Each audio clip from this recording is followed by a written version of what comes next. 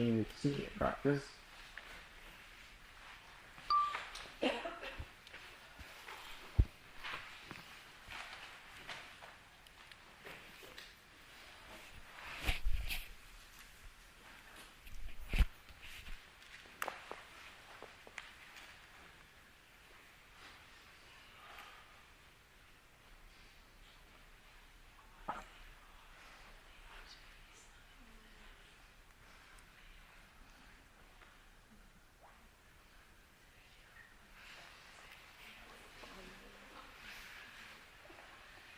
Shall we take a breath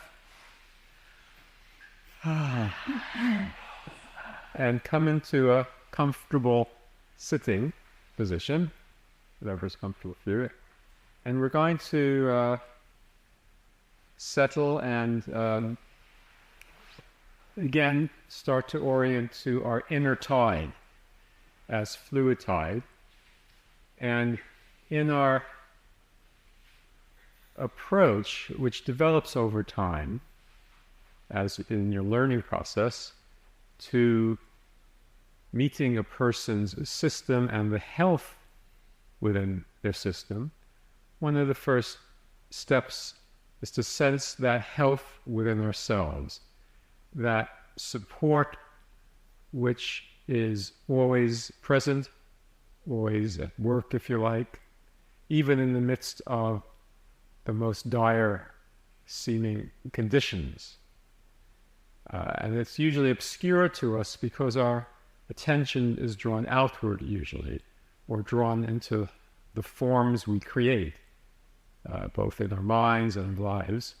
And so sometimes it's very useful in our life to settle, to enter stillness, and to orient to that health within us and around us, that which also connects us to each other.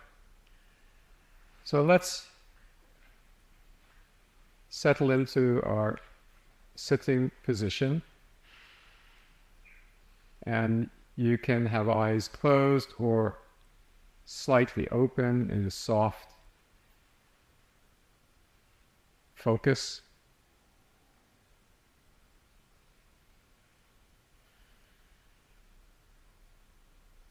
And the first step, as always, is to allow mind to settle. We introduce our practice of resting in breath, following breath in the inhale with awareness, following breath out, resting our minds in our breath. And if we're taken away into thoughts or thinking, just be gentle, we gently notice that, and gently return to resting breath. And then, after a few cycles of that, letting mind float, letting go of the breath, letting one's awareness float between its coming and going, the coming and going of our mind, settling in breath when needed, letting mind float until our minds and qualities of awareness and attention start to settle into a neutral, into a stillness. And maybe then gently orienting to our heart center, to an embodied experience of that stillness. So let's for a few minutes just be with that in your own way before we move towards awareness of the fluid tide.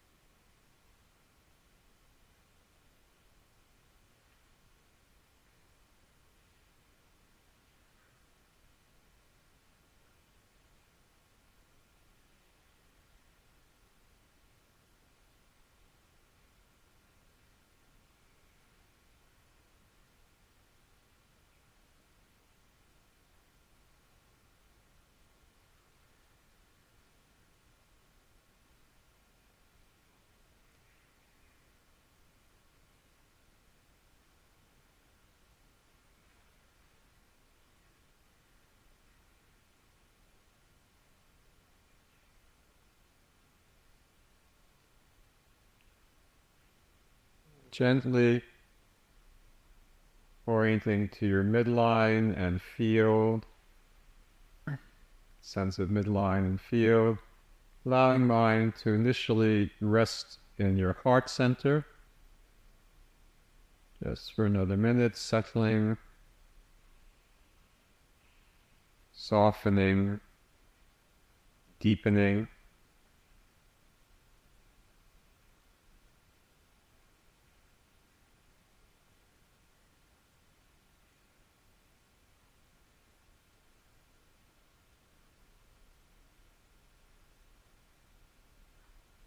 Starting to bring awareness of the whole of you.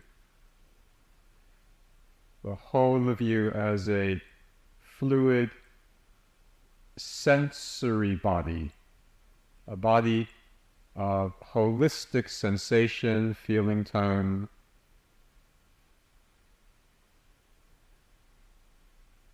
And widen your awareness from your midline to hold the whole of your body and local field about 8 or 10 inches off the body. I think that's about 25 centimeters. So you're holding this whole local field that includes the whole of your sensory body from your midline, every cell and tissue all at once, and this local field around you that Dr. Becker called the biosphere.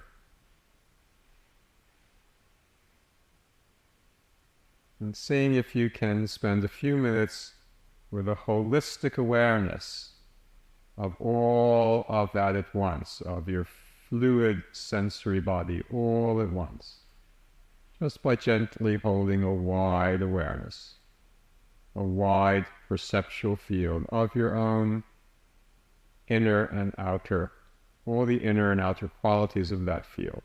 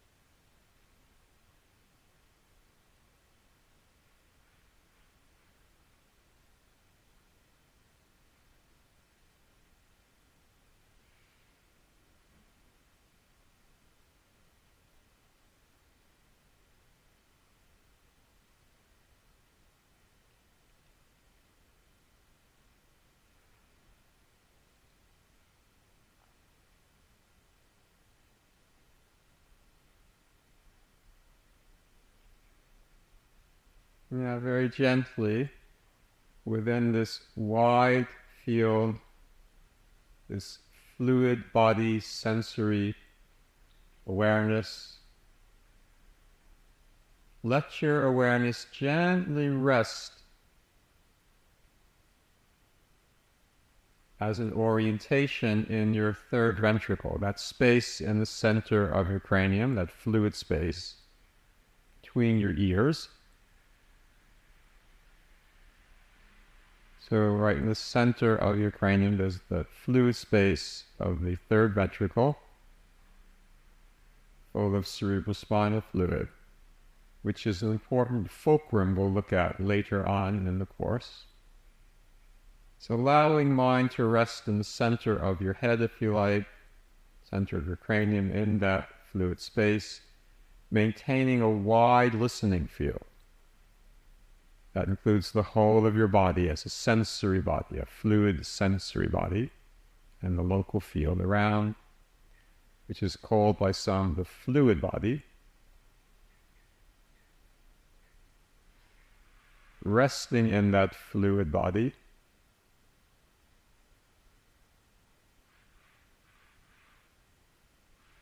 see what begins to speak to you of an inner tide at that fluid tide level, where you might have a sense in the beginning of inhalation of something building within your system, a quality of building of energy, of tension, and then a surge, rising, filling,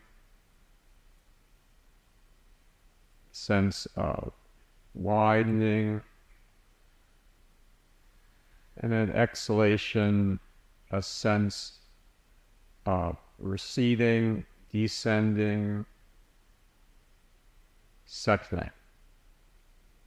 So as you hold awareness of the whole with an orientation within the cranium at that third ventricle, see what begins to speak to you of inhalation, sense of surge or rising in your body, maybe a very subtle sense of filling, widening in the cranium.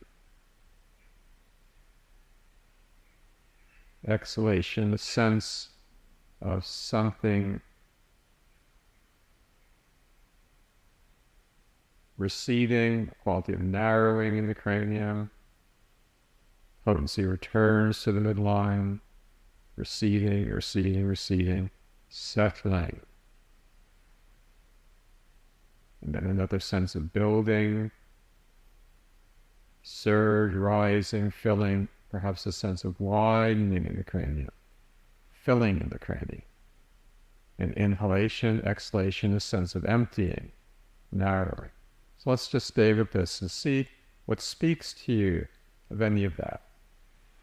Midline, holding an awareness of the whole of your body with an orientation, settling awareness in the third ventricle, listening to the fluidic quality of motion in your body, tidal motion.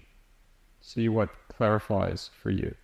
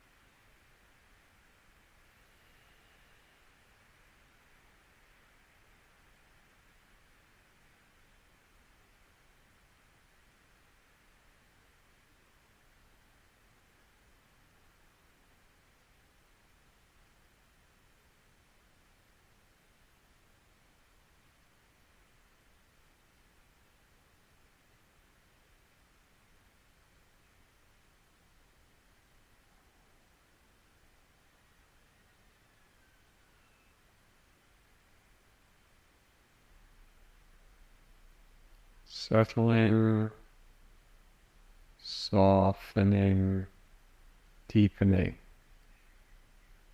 maintaining a wide perceptual field. What speaks to you of inhalation, tidal rising, sense of filling, perhaps in the cranium, inhalation, maybe a quiet pause, then receding, descending, emptying, sense of emptying in the cranium, settling, receding, settling.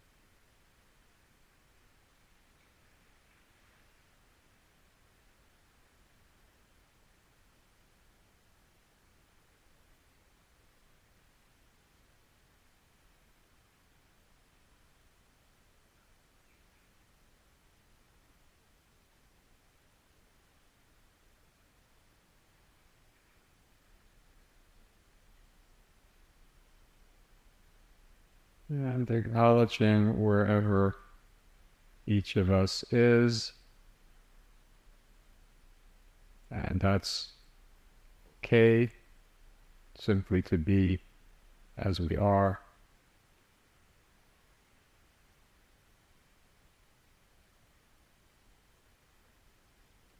In your own time, taking a breath.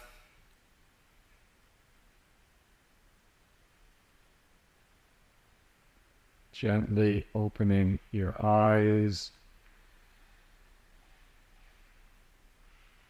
Orienting gently around our circle. Just acknowledging the other human beings we're sitting with. Stretching as you need to.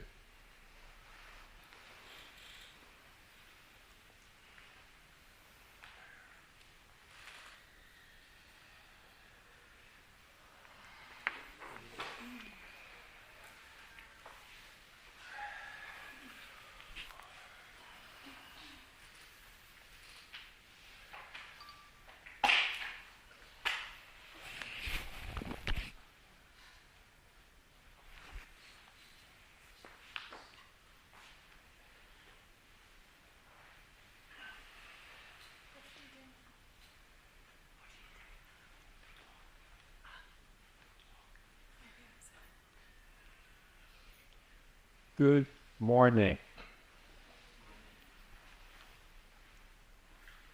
How is that meditation for you?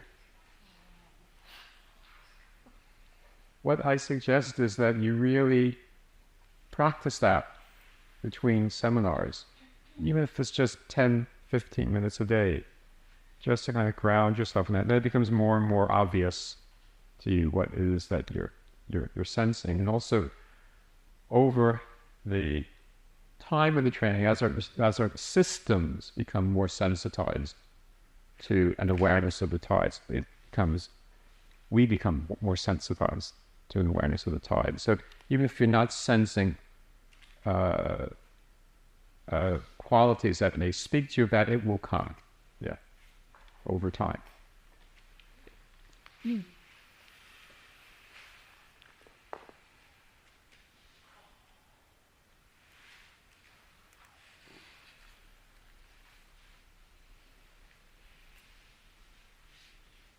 You have to have some more batteries. That's there.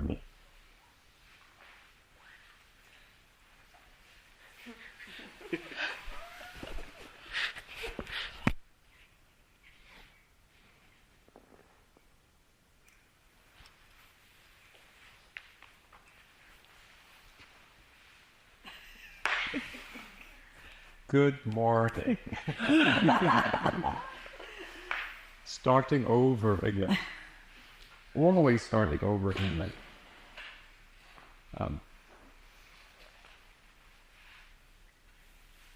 It's very powerful. I've been teaching really for 30 years now, practicing for longer than that. And every time I stand up in front of a group, it's all new. And it's like I don't know what I'm going to say and don't know where to start. And it just sort of happens. It's quite wonderful. The same with clients. It's not like I come to a client and their system thinking I know what's going on or even what to do, because I, as another human being, couldn't possibly know what to do for another human being. I have to be there in a way where I can respond to the arising conditions and needs. And it's a mystery. It's open. Yes, we need our skills, especially our perceptual skills, our skills of appropriately meeting the system so that we don't get in the way of a process, but we actually help it deepen. We help perhaps it widen, augment, deepen. And sometimes just through resonance, or most of the time, just through resonance and deepening in myself with awareness. And that's quite a wonderful challenge as a practitioner. Sutherland used to say, you have to know everything that you know. You have to know your anatomy, physiology, your skills, the nature of the tides, the nature of conditions, the patterns in the system that arise. In our terms, we have to know it in terms of our earliest experiences, our prenatal experiences, our birth experiences, our childhood experiences, because that's all part of the conditioning of our system, and that emerges.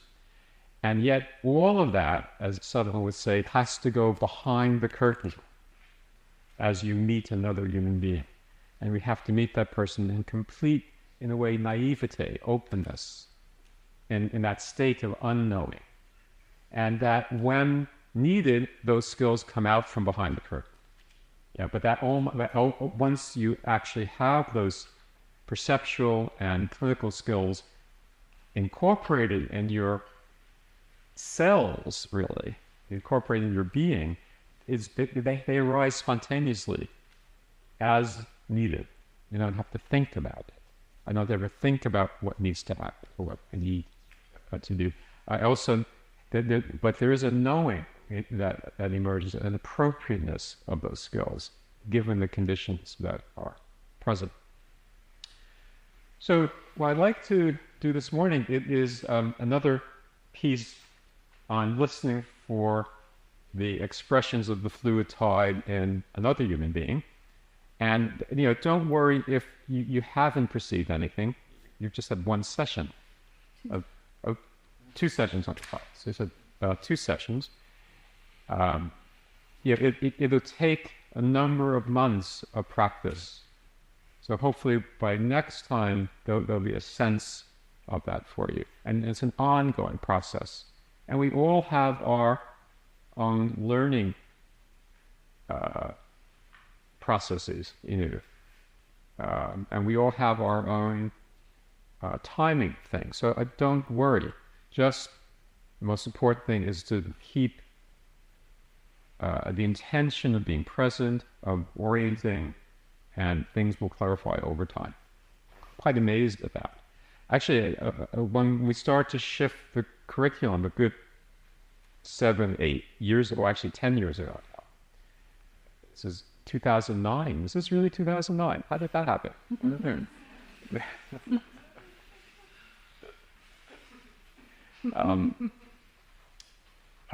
More and more, I was quite touched by where students get, even after the first year, in your ability to perceive. So just trust in your own ability to perceive. That's all you need to do. Sometimes that's the hardest for us, isn't it? Because our doubting mind comes in, or the mind that says, "I'll never feel this." Anyone ever, does that resonate? Right? So just be, because that's actually a very little one within us. Actually, that little Frankie who wasn't ever, approached by his dad for any reason, that felt inadequate, must not be good enough, or whatever. So just go, oh, it's okay, we'll get there, just to kind of differentiate your adult from those early territories is very helpful. Does that make sense? Oh, I hear that voice again. I'll never get this. It's okay. Don't hang in there. It's all a matter of heart, really. So let's have just a very brief review of both the holistic nature of this, and we'll be reviewing this over and over again until you get fed up with us. And each time we do, it adds another dimension and a piece, and we all share it differently.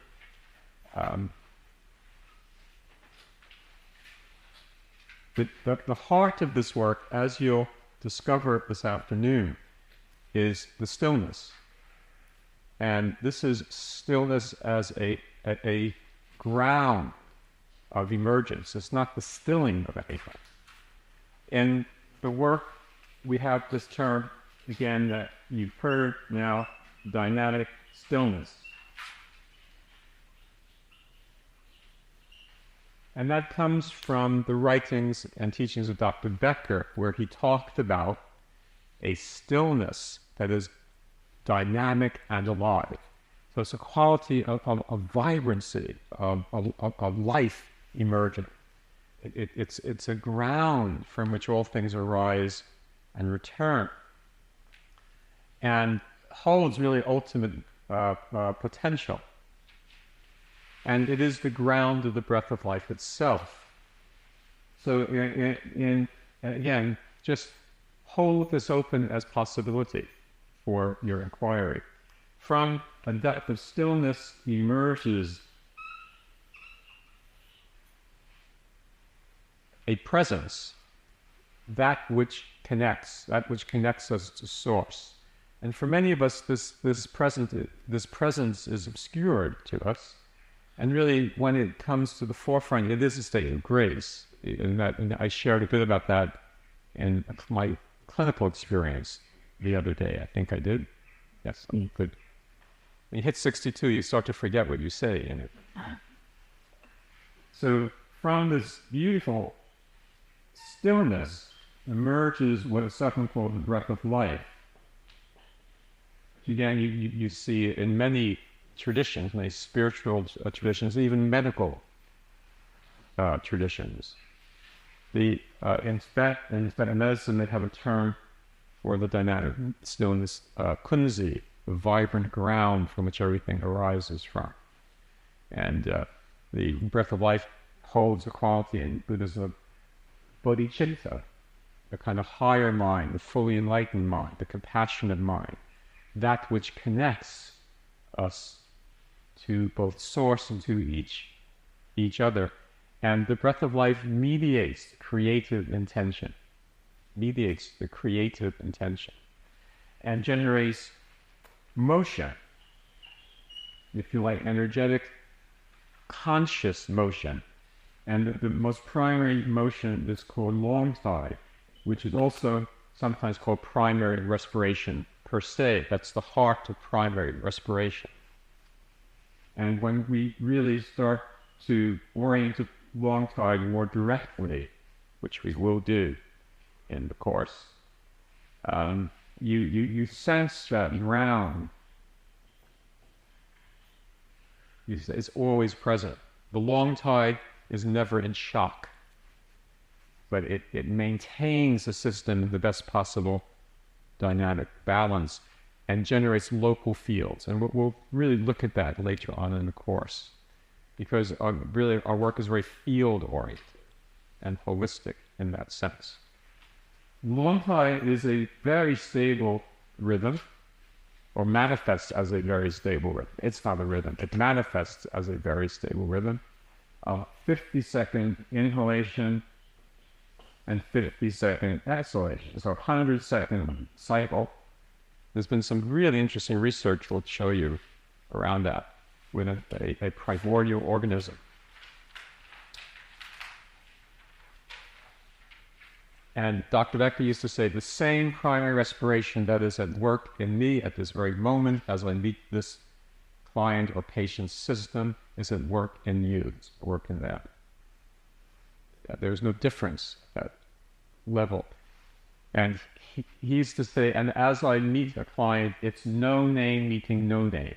And in other words, you meet the person not from who you are or your conditions or your ego, from that space of openness that has no name. And you meet them at that level too. You settle under the conditions to meet primary respiration so that those conditions can be held in a greater health. And that's one of the most important aspects of a biodynamic approach to the work. In the work, we realize that there is something very important about being here. I don't necessarily mean here on the course, although hopefully that's important, but I mean here in this present moment of time, very present moment of time. Have you ever noticed how slippery the present moment is? As soon as you start thinking about it, you're in the next moment. But it is possible to enter the stillness of that present moment. And in that present moment, we discover that there is an inherent health at work, that is never lost. And if we deepen into the nature of our being in that health, of the nature of the core of my being, we discover that at the depth of who I am, within and underneath my personality and my ego and my forms, there is a luminosity and freedom also that is never lost. An inherent luminosity and freedom of being that's supported by this health. And that gets deeply obscured to us as we meet the conditions and contingencies of our life, from the earliest moments.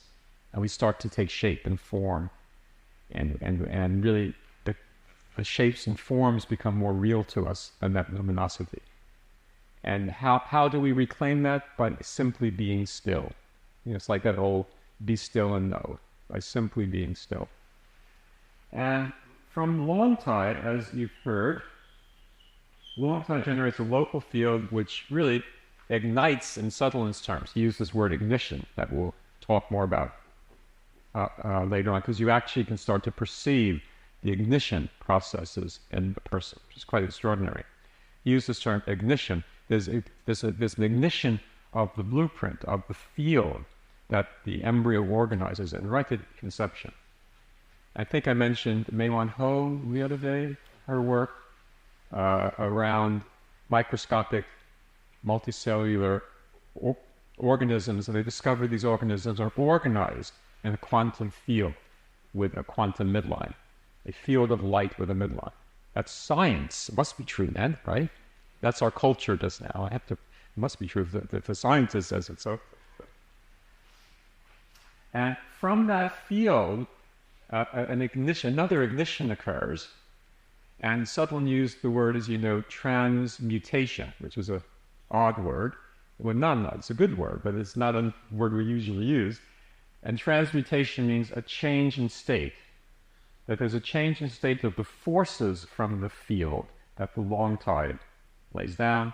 And through ignition, as he called it, which you can perceive, there's a manifestation of an embodied life force within the fluids of the system, and what we call mid-tide is generated.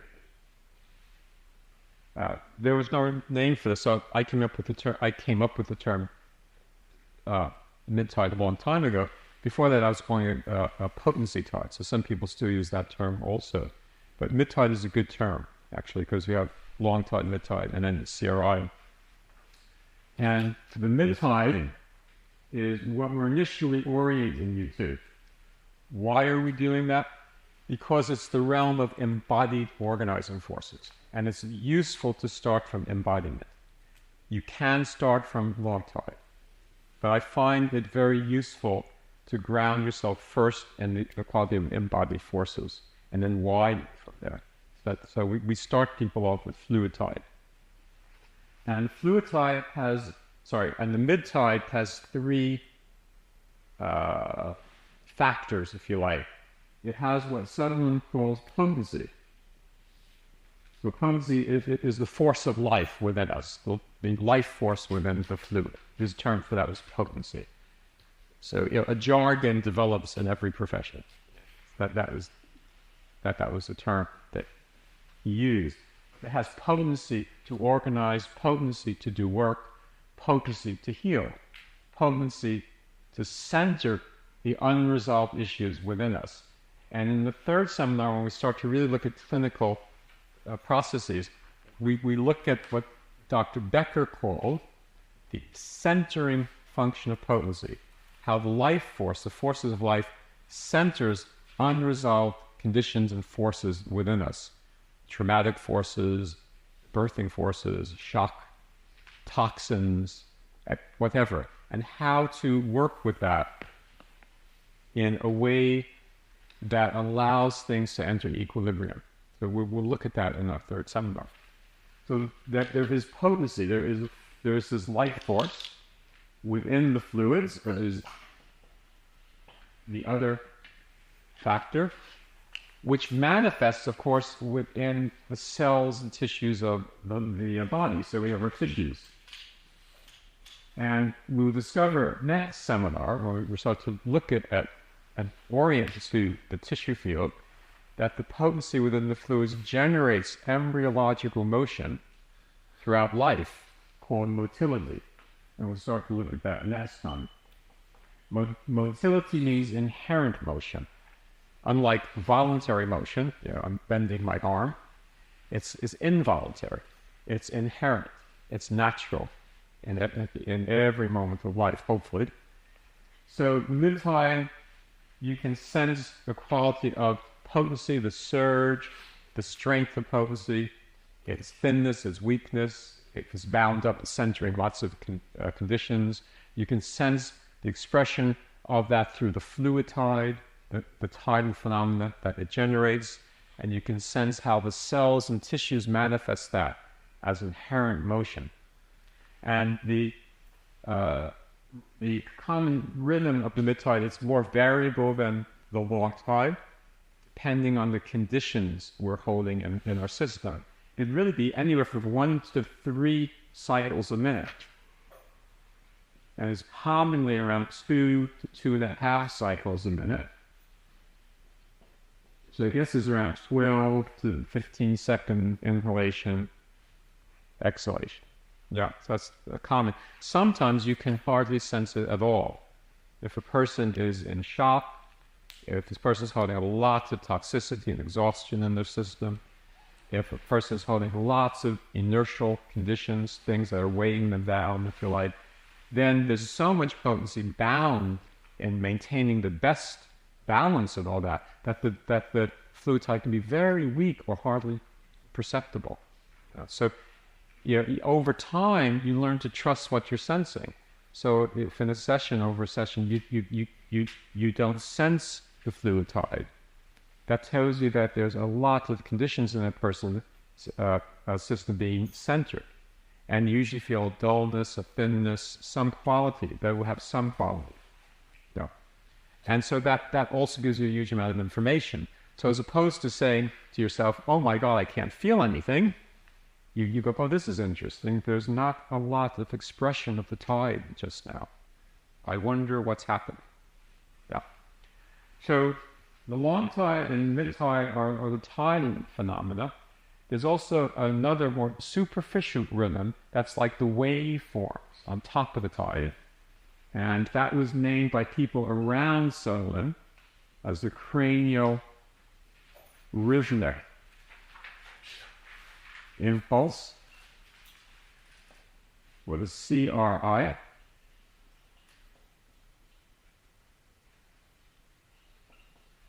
That's been shortened by some to cranial rhythm. Cranial rhythm or the CRI are like the waves of our experience, very variable.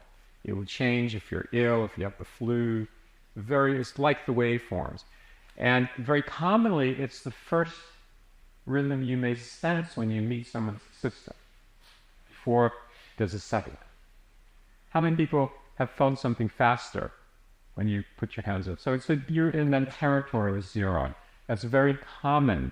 That's the first thing that the system will manifest before you settle together, before you deepen. And if a person is actually holding a lot in their system, especially if there's trauma, association, shock states, which we'll talk about in the course, it may be all they can manifest just then. So you have to help them deepen and resource. And you need to learn to facilitate that, which you'll start to learn this afternoon when you learn about still point and the possibility of helping a person and their system shift to stillness. It's in the stillness that the resourcing occurs, and the shift to primary respiration can manifest. Yep. So that's just a brief overview of that. Was that useful to review again? Great. Again, I really want to stress, you don't have to believe any of this. It's through your direct experience that your truth will emerge. Yeah? We're laying out territories and setting up a map here, and see how you traverse the territory yourself. Yeah. That's really, really important.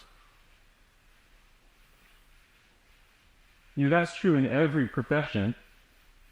when I teach in the psychotherapy course, we have a certain paradigm of source, being, and self in that course. So we talk about the nature of being and the development of self around that, and we have a certain paradigm. We're very clear this is just a paradigm. It defines territories. And how is that in the immediacy of your own process and when you're with a client? It's exactly the same in any depth healing field. It has to be. Are you with me? Yeah. So we create territories. No, we don't create territories. We investigate territories. We inquire into the territories. And then we create paradigms to help describe the territories. But then you have to see what's real there for me and how do I relate to all that. And we support that process. Okay. The other piece I'd like to review is the cycle of the fluid type itself. So and that's felt qualities. So that over a few months you may start to get a sense of these felt qualities. Yeah.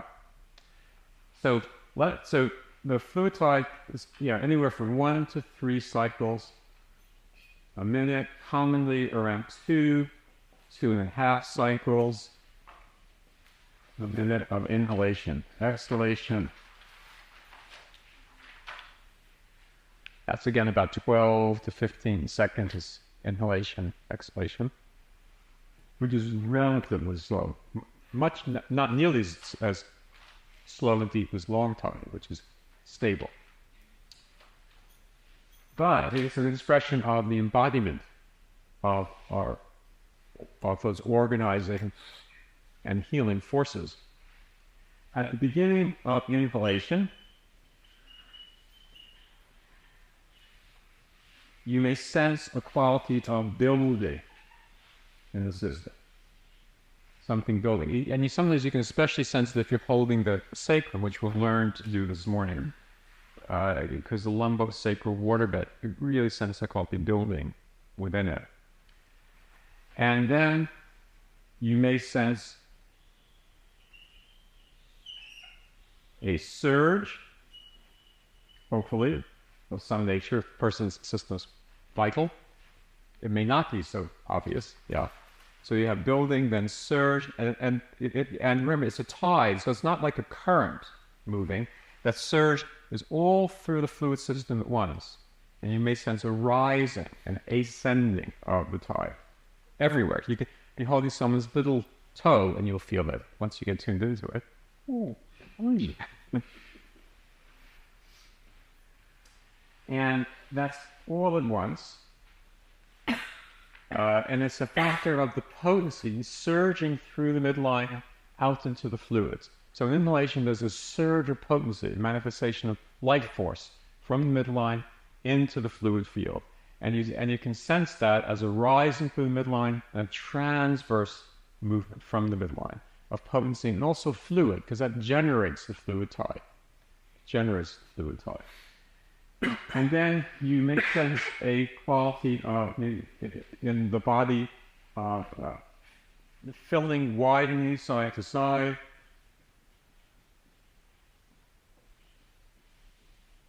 And we won't go into the dynamics of the tissues, just keep it very simple for now. So if you're holding someone's head, like you did yesterday in the ball pose, in inhalation, you may sense a very subtle sense of something filling or widening between your hands. Did anyone sense that? Yeah, so that's the inhalation. That's the easiest part of it. There may be a sense of something rising, filling. Eventually, you can very, very tune into the whole process, but see what resonates for you in your perception. Yeah. Filling, widening, and just at the height of inhalation, there's also a sense of space being generated within the tissue field. Sometimes called disengagement. So it's when you start to be aware of the tissue relationships, you may notice that at the fullness of inhalation, space is generated in the sutures or between joints. There's a general sense of space and spaciousness at the height of inhalation in the tissue field. Yeah. And at that height, some people talk about the disengagement of the suture, but it's actually space being generated at the height of that filling. Is everybody with me? And as I'm holding someone's crane, the simplest thing I may sense the sense of rise and filling. Yeah. And next time we'll look at what the actual tissue forms are expressing. I don't want to worry about that just now, but I'm really interested in seeing if you get this general sense of the tide over the next couple months. That will then really help us orient to the tissues next time. Yeah. And then there may be a pause. And if the person's system is very vital, you may sense inhalation, building, surge, rising, filling, widening. Sense of space being generated, pause, very, very momentary, a microsecond, and then exhalation, which you then may sense as a sense of, so in the surge there's a sense of ascending of the tide. After the pause, you may then sense a reversal in the tide, a sense of descending.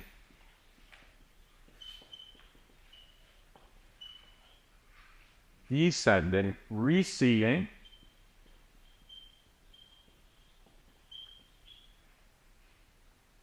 narrowing the cranium if you're holding the cranium, or through the body side of the spine, sense of emptying, which isn't really happening, but that's the sense of it, emptying, well, however you spell it. And finally, a sense of settling towards the end of the exhalation. There's a sense of settling. So like in beginning of inhalation, there was a sense of building. At the end of exhalation, there was a sense of settling. And then there's a slight pause, and then you sense building again, surge, filling, widening, and the cycle continues. Everybody with me? So that's one way to language what you may sense. So if to say yesterday, some people were feeling it starting, stopping. Anything could matter. That's true. Depending on the conditions in a person's system, this can manifest in all sorts of strange ways. This is ideal. You may notice one phase is much clearer than the other, much stronger, because there's more potency locked up in that phase. You may notice if there's lots of conditions in the person's system, a sense of start and stop. All sorts of funny things can occur. So get more and more interested in all that. It's very, very useful to start trusting what you're sensing. Yeah. So it may not be most likely won't be this beautiful clarity in a person's system. And it could take 4 or 5 sessions for a person's system just to get used to your touch. And also it can take 5 or 6 sessions before the system can settle with you, or it can make the shift to primary respiration. And we'll learn more and more approaches to the facilitation of that. One important stage, Dr. Becker used this term, the inherent treatment plan, and we based the course on the inherent treatment plan. The first step in the inherent treatment plan is to develop presence. The inherent treatment plan simply means that we can never know what needs to happen, that locked in the conditions and health in the system, there is already knowledge of what needs to happen. It's inherent. Our job is to facilitate its expression. Does that make, yeah, can you hear that? That's really, and it makes your life much easier as a practitioner. I don't have to motion test and figure out where I don't know what can happen, what needs to happen. I can put my hands on someone's feet after these 30 years, and within 10 minutes usually, depending where the system is, know where the major patterns are in the system, what qualities of the tide is present, the major fulcrums in their system that are organizing them, the strain patterns, and blah, blah, blah, blah, blah. But that still doesn't let me know what needs to happen. I can be very clever with all that. but I'm still in darkness. Yeah? Because I have to be able to settle and deepen, and we both, myself and the client, want to touch that inherent treatment plan, that knowledge that is already present and knows what to do. Yeah. So the first step is your presence. So we worked on entering, say, the presence, negotiating the relational field, contact, distance, depth, clarity, until you have a sense of that relational field between you and your clients settling. That's the very first stage of the inherent treatment plan. Before your relational field can settle, nothing else can happen. The next phase, which we'll look at next time, is a deepening and a shift to primary respiration. We sense another settling and deepening, and then the fluid tide, or even long tide, starts to come to the forefront. But we'll talk more about that next time. What I'm interested in, what we're interested in just now, is the setting of your relational field and the deepening, and then the starting to develop your awareness of the tides. That's the first step. Okay? Everybody happy with this? As or at least as a concept? What? There's just no way to everybody. No. Just flowing everywhere. Everywhere. Yeah, that's you may sense waveforms. That there are waveforms and there are currents. But the tide itself is a unified field. Although it may not be as present in some areas of the body than others, depending on, again, on the conditions present, the nature of what's unresolved within us. And it may not be so clear. It may not be so wonderfully balanced and directed, take all sorts of funny patterns and shapes. You also sense all sorts of weird fluctuations within the fluids, which some call lateral fluctuations, but they can take any shape, which are expressions of the organization around inertial conditions, unresolved forces, toxins, et cetera, in the system. So as potency, as our life force really condenses to protect us, you get all sorts of funny kinds of shapes and forms of fluctuation. So you can sense almost anything. Yeah. But the overall tide is a holistic manifestation everywhere at once. So in other words, I could be holding someone's toes or someone's holding someone's head, and ideally we're sensing the same tide. Yeah. Although it may manifest differently. And If we put our hands, we are not moving our hand, but we feel that our hand comes so up and down. yes. So your hand, you may have the perception of your hands being moved. Yes. Is that what you mean? If we feel that our hand moving up, so up and down. But It may move more, but it depends on what you're sensing.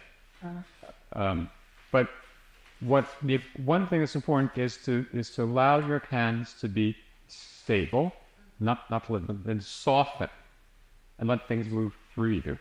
But certainly as I'm sensing some of the system, my hands are following the tide, and although they're not moving, I'm still with them. And it's like the analogy we use is like, let your hands float on the tissues like corks on the water. So I'm not introducing any pressure within the field. And then let your hands be immersed in fluid, suspended in fluid. And then let you and your client be suspended in the fluid field. And we'll emphasize that in the next session. So hopefully that will help. Thank you. Does the physical breath relate to the tide? Not directly, but as you settle into stillness, it can start to reflect the mid-tide. It can even start to reflect long tide as we deepen. So your breath comes very slow. So they can come into sync like that, but there's an indirect relationship. Is there a like in yang qualities in like Yes. essence? Yes. Yeah. Yes. So the inhalation is a yang active form. Exhalation is a yin returning to core. But also the the Yep. is that it's sort of because I sort of felt it I felt it sort of descending, but then it's like there's something else to reference to. So I wondered if I'm sort of still feeling the inhalation work, but at the same time as it was going down or descending or whatever it is. Well, I think it's easiest to say the reference is always the life force potency. At a deeper level, it's the stillness, because in both phases, the stillness is present. Okay, let's take a breath. I'd like to move into the practical piece. So,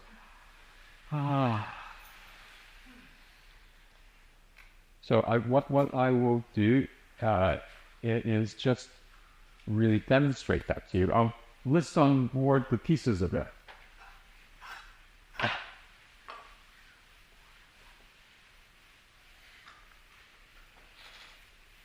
So I think yesterday you worked the feet, and then you learned the wall code, learned to negotiate contact there. This morning we're going to again start the feet, and this time go to what's called an occipital hold, occipital cradle hold. Learn to hold the occiput, and we'll learn to hold the sacrum, and then we'll learn to hold sacrum occiput. I think, did you just say occiput sideline? Yeah, so we'll learn to hold with the are you going to do that this afternoon? So we'll just finish at the sacrum. Feet, occipital cradle, and then sacrum. And we'll learn how next time we start talking about the cells and tissues of the body and how they're actually a unified field. We'll also look at the structures and how things are connected and how the tissue structures relate to each other. But it's quite extraordinary that if I'm holding one part of the body and the system deepens and what we call the holistic shift occurs, which we'll talk about next time, where there's a shift to primary respiration, to a sense of wholeness, there's a deepening. And then if a decision's made within the system to orient to a particular issue, and that issue may be in the right sacroiliac joint, it may be coupled with emotional states or whatever. I could be holding the head, I will sense the whole fluid tissue field organizing around that as a whole. So once decisions are made, it's very holistic, and your perception starts to tune into it, and it's like magic. Because it really is extraordinary. Well, it is magic, actually. Magical, anyway. Okay, so we're going to start with the feet.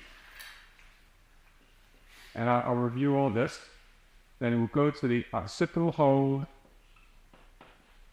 or cradle hold as it's also called, and the sacral hold. And I'll show you how to hold that and how to settle with it as I demonstrate. So can we get a table, please? And bring over the stool.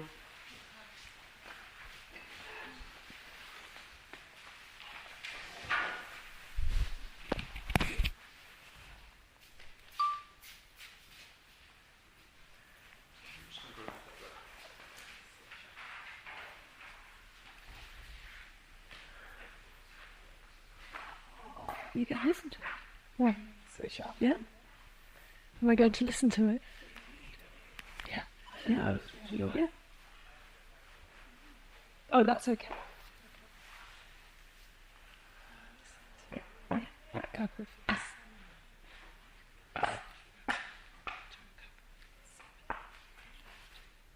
Yeah. It's really.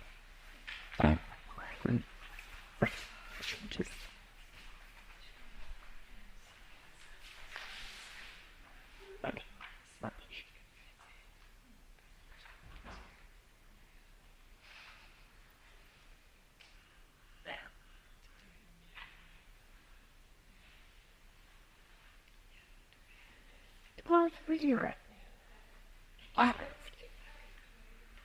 Yeah. Yeah.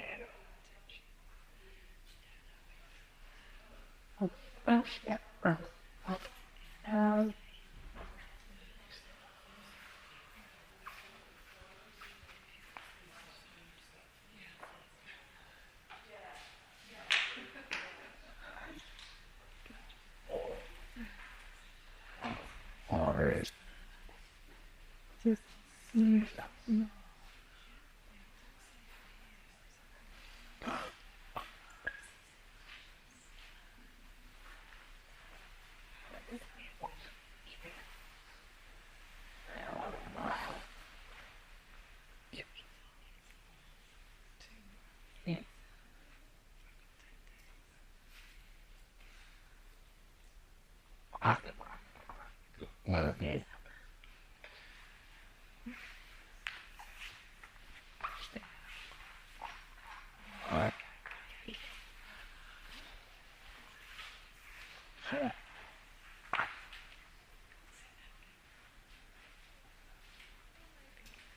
Okay.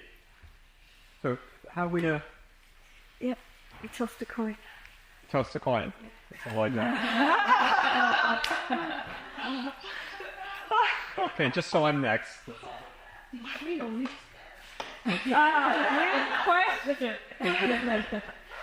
Well, I think she wants to. So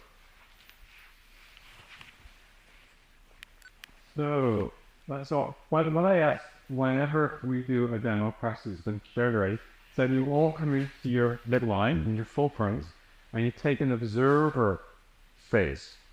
That you really become a witness, help hold the field for whoever in the center. And that'll be especially important when you start doing some proper demo sessions, with students. So this is just not a full session. This is just showing you what we're going to do and reminding you stages. So are we ready? First thing is to make sure that your client is comfortable.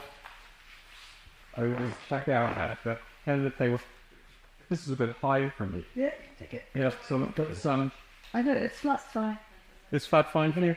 What I usually do is fold over a blanket. Well, I'll do that. So. Okay. You won't do. Because I don't want the person's head in kind of flexion. I want them to be comfortable. I also want enough space for my elbows or forearms to rest on the table, because it's very important to create what Dr. Becker used to call elbow fulcrums, or fulcrums that let your hands be free. So what I don't want, so I just do maybe something like that, try to lift your head. It's just, that's enough. And then that also gives me space for my arms, you see. What I don't want the person's head here, so my arms hang off the table. I don't really get very tense over time, as I have to hold my hands up. I want to be able to rest my hand. I should feel down just a wee bit. That's fine. I want to be able to really rest my hands. So I have forearm and elbow fulcrum so that my hands to float. Yep, can you see that? Whereas if I was here, I start to get quite tense over time. So I just make sure that there's enough space at the table. Make sure they're comfortable. I fuss a bit. Feel flat, Jack. Yeah. There we go. And then first step is to remember those basic needs of the loving being talked about: recognition, acknowledgement, unconditional acceptance. So I just said, so how is that for you? Are you comfortable? Can you settle there? So I show my intention and concern. Okay, that's quality recognition. Yeah, acknowledgement. Right. And then I'll stand beside the table, coming in the sense of my midline feel. And I just get a sense of where the edge of the person's field is. So just get that over time. That field exercise that you did once before.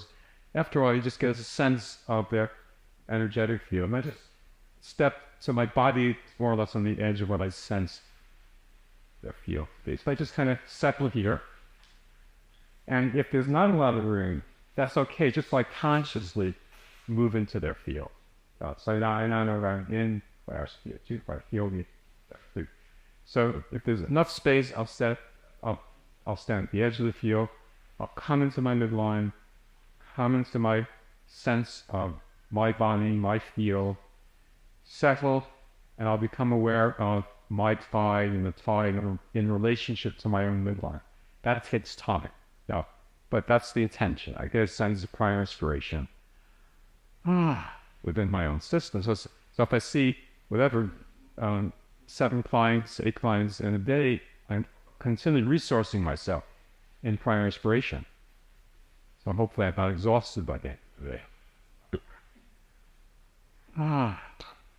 Settling, softening, deepening. And then I orient to the client's midline field. So even from here, I start to orient clearly. I don't work. And yeah, and when you start tuning into long tide, you may even be able to sense the long tide moving towards the midline, even from here. So the sacral, actually we're in an inhalation phase of long tide in relation to the clear system. Don't worry about that. And when I start to feel kind of settling between us, on kind of field to field, I'll start to move to the end of the table, again, edge of the field. I have my midline, my sphere, if you like, might feel I'm settling, again, orienting to Claire's midline field. Is it okay if I move towards your feet? Yeah. Because there's a little softening there too. So I'm moving, I come back to my midline, and then I let the person know that I'm about to make contact. So I'm just moving towards making physical contact. And we find, especially in the beginning, that I very commonly start at the feet at the beginning of the session, because it's less intrusive for most people. Yeah. And we settle together. And now I want to negotiate. So my intention is to hold the client in a wide perceptual field. So I'm not narrowing my perception. And I'm settled back. I'm not entering their system. I'm receiving their system. It's like I'm standing on a beach on a beautiful day, and I'm widening all my senses at once. That's settled in my midline forwards, and it all comes to me: the sea air, the sun, the sand, the surf, children playing. I don't have to go out to any of that to know it's there. And after a while, it's just like I don't have to go to Claire's sphenoid bone like I do. It's there. I know exactly where it is, etc. And what I'd like you to do is settle back into that receptive state. Staying oriented to midline. I know my midline. I orient that to Claire's midline. Feel hands floating on tissues like corks floating on water. Hands immersed in fluid. Immersed in fluid. You and your client suspended in a fluid field. So really get that sense of being suspended in a fluid field. Indeed, our midlines are suspended in our relationship to Earth. That sense of being suspended in the universe. So hands floating on tissues like corks on the water, and hands immersed in fluid, buoyant hands that are suspended fluid, and you and your client and your midline suspended in a fluid field, and then settle back and listen. So for a while we had a CRI level, now we're settling.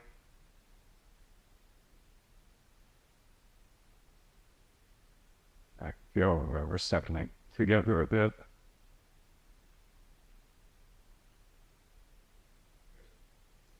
So once you feel a sense of settling here, and we're starting to make that shift out of the CRI towards the ties, it's okay if I disengage. If it was a session, I'd stay here longer. Just settling. Okay, play slowly. Stage. I'm starting to feel more dense. Yeah. As you go through. Very. So yeah, so the person may feel heavier in a good way, like deepening, widening. And I'll show you the occipital cradle. I'm going to be holding Claire's head on the upper part of my hand. So from the top of the palm of my hand and my fingers. I'm not going to be pressing against her head with my thenar or hypothenaric eminences. I don't want to put pressure into her system. So her head will be somewhere in that position. Yeah. And so get the client's head in the cradle position. I'm just going to move your head so I can put my hands under your head. Is that okay? Yeah. So what I do is I rotate Claire's head over one hand, put that hand in position, then rotate over that hand, put that hand in position, and then center Claire's head. Yeah. Okay. Notice I have nice elbow fulcrums, forearms are resting. I can relax my shoulders. I can deepen. Is that okay for you? Yeah, that's right. Great. Settle into myself. I come back into my fulcrums. So I have my midline, my inner fulcrum. I have a sense of my field. I can then orient to Claire's midline and field. So I can differentiate between my state, my process, and the client's process. If I really ground myself in my fulcrums, I can start to differentiate over time and learn to do that. So as I orient to Claire's midline and fluid body, that field, I know that what I'm starting to become relates to her, because I'm in my fulcrums and orienting to her midline field. So I can start to differentiate between the two. Is everybody with me? Just by intention of settling my fulcrums and orienting the first system relative to her midline. That starts to differentiate, because it always comes up, if this is mine or is it theirs? That's something we just have to be with. Sometimes our process will resonate and it's set off too, but we start to differentiate that. So cycling, softly deepening. Piece I forgot right at the beginning was to remind Bear for resources. So as I stand at the side of the table, I remind the client of their felt resources. So don't forget that piece. I forgot it. Okay. Correct, doing it. Well tried. Are your fingertips? They're just relaxed.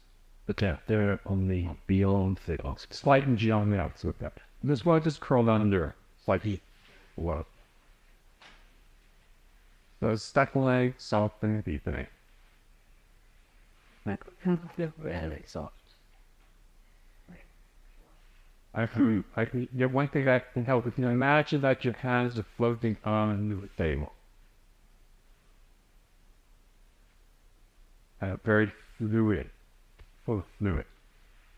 I used to say to groups, imagine your hands are teddy bear hands. They have no bones. And a teddy bear knows only love.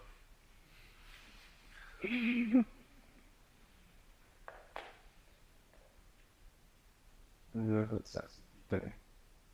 I like it.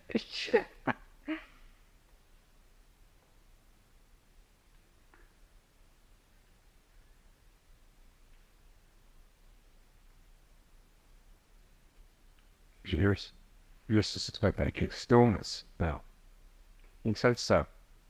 I feel like a bit more No. different. Like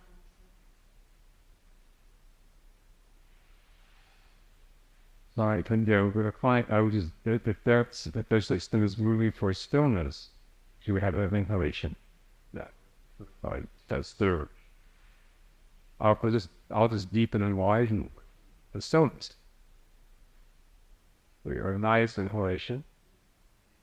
Really filling.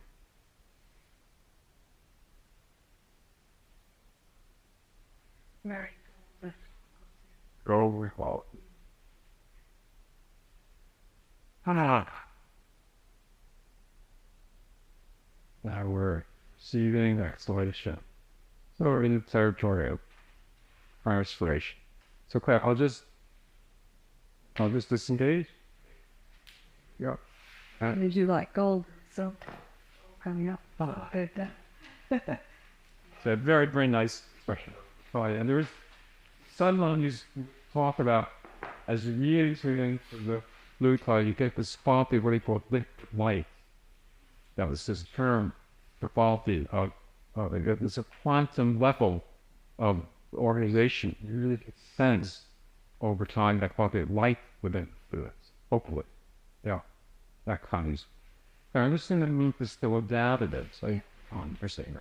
Is that okay? Yeah. So now the sacrum, actually, well done. It's going to say, well done. This is a sacrum. Kind of. Hopefully, it doesn't sit like this, but it sits like that. Body. Yeah. So the tongue sacrum is almost like the roof of the pelvis. Yeah. Because your lumbar vertebra curves like that, rest vertebra curves like that. And for all body, and I be holding the sacrum like this. Yeah. I don't want to get it, not want to put pressure against it with the heel of my hand. Holding the sacrum like this. Fingers spread. My elbow will be as close to Claire's knee as possible. Just down more. Go. So that my hand will be in this position. Yeah. If I sit too far out and my hand like this, then my wrist will be bent, and that will get very uncomfortable over time. And it'll feel uncomfortable to the person. They'll be slightly tilted too. But if I can get my elbow as far inferior as possible towards their knee, I can have my hand and wrist relatively straight. And then their sacrum can feel quite balanced. Is everybody with me? So that's nice. It's not like this. It's nice and spread. Your fingers up. Okay. Well thought. So I'm going to place my chair so that I'm kind of facing Claire's opposite shoulder, and kind of at her knee, down towards her knee. So could you lift up? So that's fine to lift up. I'll put my hand under the sacrum and down. And of course, what's important is that you let your client know what you're doing before you do it. Because it's quite an hard thing to be holding their bum. They don't know what you're doing. So I'm just going to be holding your sacrum so I can sense what's happening in your system for that little, and sense your sacroiliac joints, etc., etc. So I have some context for why you're holding my bum, sir. But that's important. That's really, really important, because we don't know the issues a person's holding. There may even be very painful issues of abuse, of fear, self-worth, all sorts of levels. So we want to be sure, if the person is overly compliant, they get worried too. There may be something there that is fearful. So to explain what you're doing and why you're doing it, first. We are putting our hand on the roots on the sacrum. On the Roots on the sacrum. The first one. sorry, The occiput. Is it the roots down? The first one. Yeah, the little bone that that's called coccyx. the coccyx is there, but I don't want pressure on that. That's why I don't want to have my heel of my hand under.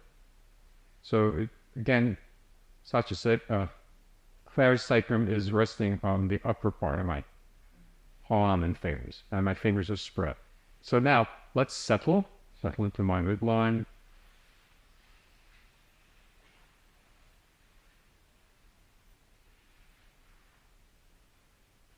And we have a nice tide here. There's systems. Very present. Again, it may help to imagine your hand is floating under the table. That you have fluid hand, very soft, and I backed off. I'm not looking for the tide. That's really important. Watch the distance of your attention. That's why we did that exercise. Get a sense of what distance you need to the end. Now, fairly backed off from Claire's system.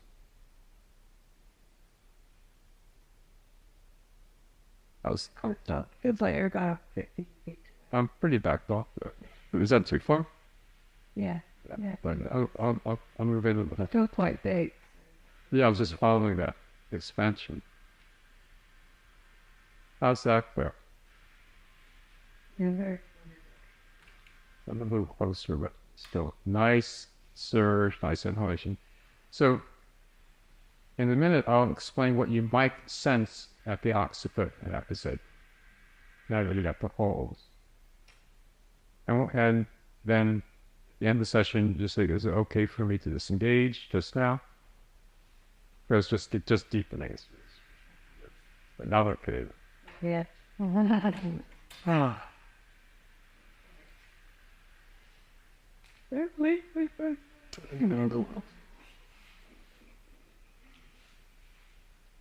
nice. That's good. There we go. Nice. Really shift the focus through midline that time. And the widening and the pelvis. It's such a fantastic way. Oh, super thing. Nice. Actually, there's some work around that left sector there tonight. Yeah. Maybe I picked it up. Oh. Okay. I get really clever here, but I won't.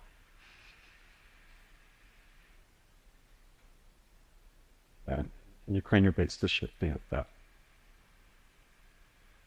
Hey, you did it.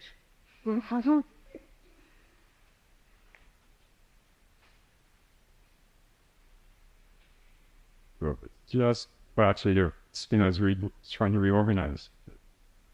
Can you sense that? There it goes.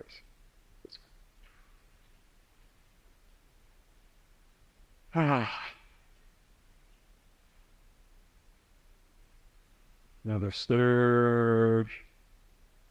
And your temporal pumps are much more balanced than that. Whoa.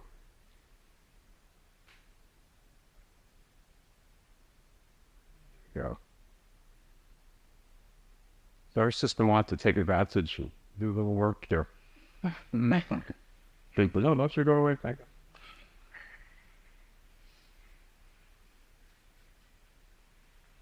Right, and there's a lengthening through your vertebral axis now. Can you sense that?